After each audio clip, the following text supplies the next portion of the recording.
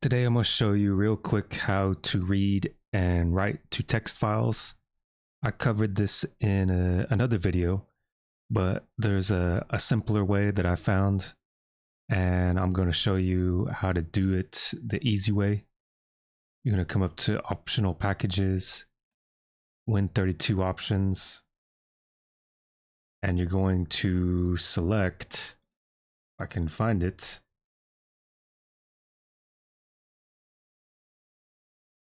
generic options, and you're going to come over to file buff. So once you load this, you should have some handy words that will be useful for reading and writing to text files. So you can use this for data logging and other purposes. So real quick, let's take a look at this file, filebuff.f.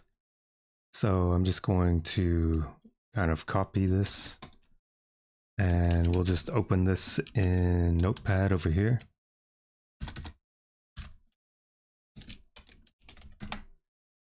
And we'll take a look at the words that we have.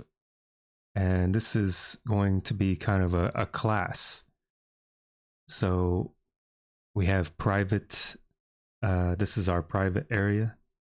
So we're not going to be able to access any of these words, but we can access these words that are public. So we can write, we can close, we can open a file, we can construct our class so that we can use it, and we can destroy. So in Forth, if you're using these classes, it's always going to end with in class. And you'll see at the top, it'll say, something like public and private, and up here will be the class name. So you're probably wondering how to use this class, and I'll show you how to use these words in the next part. So to use this, I'm going to copy and paste 2 lines of code, and basically what I did with these 2 lines is I constructed a word called fout. You can call this word anything you want. So if you want to rename this to whatever you think is best, you can rename fout. I'm just basically shortening this to represent file out, kind of. And if you want to use this word, all you need to do is type in fout followed by the words that were in the public area here. So you would type in fout write, fout close, fout open, and fout construct. So you can see that we already did that, and we're ready to go. So I'm going to just really do a quick kind of test. We're going to write to a test file.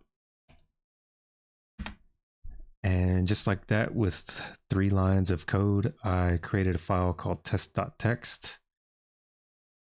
We used fout to open the file, and actually this created a file called test.txt. And what we did is we wrote this string, so fout write, and then we have to close.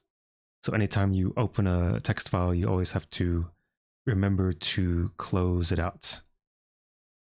And we can actually look at this file. I'm just going to type in cd enter to see what the current working directory is. We can actually go to this directory,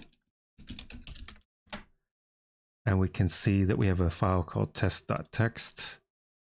And if I open it, we can see that I've already actually written to this file before this video started. So we can actually we can append text to a file. And if I rerun this again, we should have just 1 line in there. So there we go. So if you wanted to append line after line, you're going to do something different. Instead of this S quote, you're going to use a word called S\quote. And what this allows you to do is to insert new lines. And you can see, if I just dump this, if we look at this in memory, you can see that we have, the word test followed by a new line character code. So if we do this, we can actually insert new lines and we can append to this text file. And I'm going to show you in the next part how to append the time so that you can use this for a simple data logging kind of script. Right, so to get going, what I'm going to do is I'm going to create a file called datalog test. And this will be the file that we're going to write to. So if it's not created, open will actually create the file. And if it's already created, we can just open it and append text to it. So what I'm actually going to do is insert a new line into this text file. And just like that, I put kind of a space above. So just like a new line, just so the text doesn't, run all the way up at the top. And what we're going to do is we're actually going to get the time and we're going to write it. And what I'm doing is I'm using the word @time and parentheses time. So if you want to know how these words work, you just type in locate, type in @time. So you can actually test it out by typing it in. But doing this by itself, you can't really use it. It requires another word. As you can see below, there's another word that we need to convert it. So we can see if we just type this out, we can see that we get military time. So we can actually write this to, or we actually did write that to the file. And I'm just going to append something.